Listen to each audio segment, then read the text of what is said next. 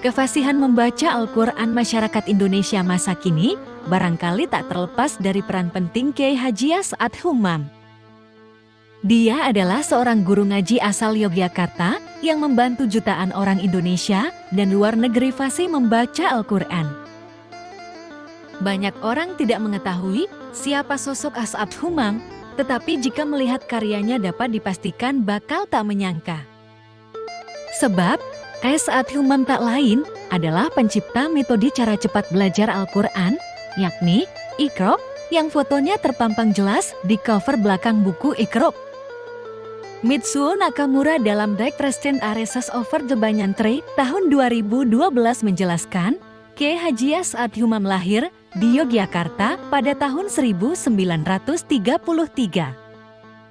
Dia adalah generasi kedua keluarga Muhammadiyah, yakni Haji Humam Siraj, pengusaha sukses di Selokraman.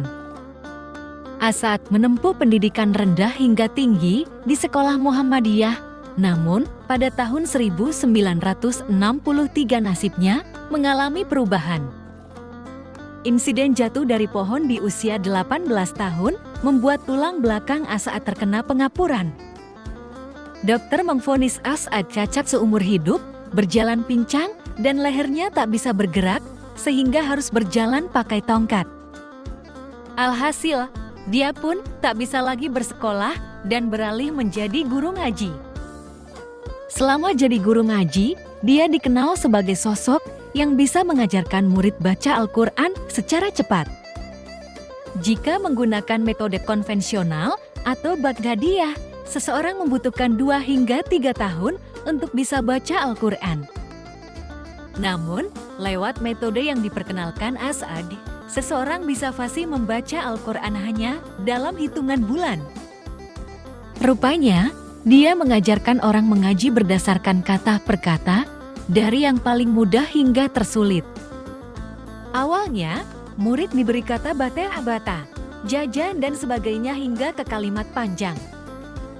Lewat cara itu, pembelajaran membaca Al-Quran bisa lebih sederhana dan dimengerti oleh murid yang mayoritas anak-anak. Metode inilah kelak disebut sebagai Iqra yang baru diperkenalkan As'ad secara luas pada tahun 1983. Dalam laporan Gatra tahun 1996, Iqra pertama diuji cobakan kepada anak-anak yang ada di bawah asuhan tim Tadarus Angkatan Muda Masjid dan Mushola Ang-Em Yogyakarta. Metode ini perlahan tumbuh subur dalam Taman Kanak-Kanak Al-Quran atau Taman Pendidikan Al-Quran yang dibentuk KMM tahun 1988. Dalam uji coba diketahui, murid-murid bisa lebih cepat membaca Al-Quran. Keberhasilan ini membuat pemerintah melihat metode Iqra sebagai cara terbaik memberantas buta aksara Al-Quran. Sejak itulah, penggunaan metode Iqra semakin meluas. Apalagi, usai pemerintah menyebarluaskan metode Iqra dengan mengirim rekaman dan buku ke seluruh Indonesia. Popularitas Iqra juga terjadi di luar negeri. Muslim Singapura, Malaysia, dan Brunei Darussalam mulai menggunakan Iqra sebagai cara belajar Al-Quran. Jutaan buku Iqra pun sudah dicetak oleh penerbit. Sejak itu, buku teks tersebut mempunyai hak cipta. Penjualannya secara nasional dan internasional telah membuahkan hasil pemasukan yang cukup besar bagi tim Tadarus Am-Em, tulis Mitsuo. Menariknya, hasil keuntungan penjualan buku tersebut tak masuk ke kantong As'ad pribadi, melainkan mengalir untuk kepentingan umat. Uang hasil penjualan buku diketahui dialihkan untuk membangun pusat pengajian dan sarana keagamaan lain. Sayang, As'ad tak bisa melihat kejayaan karyanya dengan lama. Pada Februari tahun 1996, dia meninggal dunia.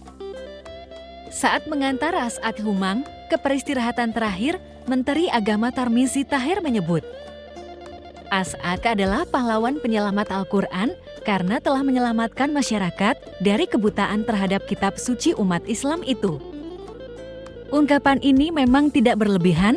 Pasalnya, Metode Iqra masih jadi cara terbaik mengajarkan orang membaca Al-Quran sampai sekarang.